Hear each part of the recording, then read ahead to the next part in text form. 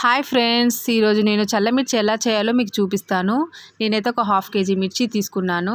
వాటిని కడిగి ఇలా క్లాత్లో ఆరబెట్టాను కాసేపు. ఆ తర్వాత ఒక్కో మిర్చి తీసుకుని దాన్ని నిలువుగా చీల్చేసి దాని లోపల ఉన్న గింజల్ని మొత్తం తీసేసాను. ఇలా మొత్తం హాఫ్ కేజీ మిర్చిని తీసేసుకొని నేను రెడీ చేసేసి పెట్టుకున్నాను. దీనికోసం 200 గ్రాముల పెరుగును తీసుకున్నాను. దీంట్లో కాస్త ఉప్పు, ఓమ, పసుపు వేసి కలుపుకోవాలి.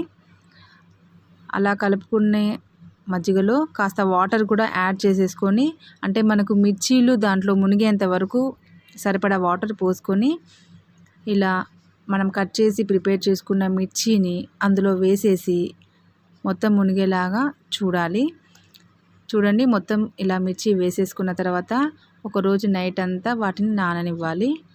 మూత పెట్టేసి నాననివ్వాలి. నెక్స్ట్ డే మార్నింగ్ ఇలా అవుతాయండి. ఇలా అయిన వాటిని పిండుకొని మనము ఎండలో డాబా మీద ఒక కవర్ అయినా క్లాత్ అయినా వేసుకొని ఆరనివ్వాలి. చూడండి, ఇలా మిర్చి మొత్తం ఎండలో ఒక్క రోజులో బాగా వెండాయి. ఇలా ఆరబెట్టుకోవాలి. ఇలా ఆరబెట్టుకున్న మిర్చిని మళ్ళీ తీసుకొచ్చి మజ్జిగలో వేసి నైట్ అంతా నాననిచ్చి మార్నింగ్ మళ్ళీ ఆరబెట్టాలి. ఇలా ప్రాసెస్ 3 days అయ్యాక మిర్చి చూడండి ఇలా వెండిపోయాయి.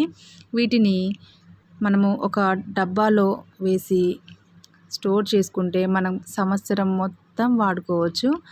ఇది ఓన్లీ ఎండాకాలం బాగా ఎండలు కొట్టేటప్పుడే చేసుకోవాలి. చూడండి, నేనైతే మిర్చి అంతా ఇలా ప్రిపేర్ చేసేసి ఒక బాక్స్లో వేసేసి టైట్గా మూత పెడితే ఇది సంవత్సరం మొత్తం మనం కావాల్సినప్పుడల్లా వేయించుకొని తినొచ్చు. అప్పుడప్పుడు ఎండ కొట్టినప్పుడు ఎండలో పెడితే మనకి బూజు అలాంటివి, పురుగు పట్టడం అలాంటివి జరగవు. చూడండి, ఇలా స్టోర్ చేసేసి పెట్టేసుకోవాలి. ఈరోజు నేను వీటిని వేయించుతున్నాను. చూడండి, కాస్త ఆయిల్ హీట్ అయ్యాక ఈ మిర్చి వేసి వేయించుకున్నాను. బాగా ఎక్కువ మంట మీద పెట్టొద్దు. కాస్త వేగాక తీసి ఇలా పక్కకు పెట్టుకోవాలి. ఈరోజు మేము ముద్దపప్పు చారు చేసాం కాబట్టి అందులోకి వేయించుకొని ఇవి తిన్నామండి. చాలా చాలా టేస్టీగా చాలా బాగున్నాయి. మీరు కూడా ట్రై చేయండి.